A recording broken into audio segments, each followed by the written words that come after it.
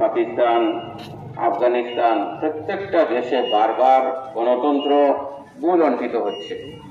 বারবার স্বৈরাচারী শাসকের কাছে দেশ চলে গিয়েছে, কিন্তু আমাদের ভারতবর্ষ আজকে ৭৮ বৎসর অবধি এই গণতান্ত্রিক রাষ্ট্র হিসাবে সমগ্র পৃথিবীর মধ্যে আজকে এখনো আছে, কখনো গণতন্ত্র ভূলুণ্ঠিত হয়নি।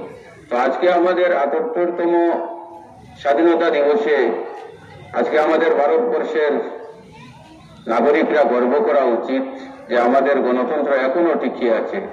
বারবার সরকার পরিবর্তন হচ্ছে, তবু আমাদের গণতন্ত্র এখনো টিকে আছে। আমাদের যে তিরঙ্গা, এই তিরঙ্গার বিজয় এখনো জয়যাত্রা আছে। সমগ্র ভারতবর্ষের সাথে আজকে আমরা রয়্যাল গ্রুপ অফ ইনস্টিটিউশনের ছাত্রছাত্রীরা, শিক্ষক, অভিভাবক বৃন্দ আমরা আজকে পালন করতে যাচ্ছি। তো আমি সকলকে আজকে ৭৮তম স্বাধীনতা দিবসের প্রাক লগ্নে আন্তরিক প্রীতি শুভেচ্ছা জ্ঞাপন করে আজকে আমাদের ছোট্ট সংক্ষিপ্ত পরিসরে বক্তব্য এখানে শেষ করছি। জয় হিন্দ।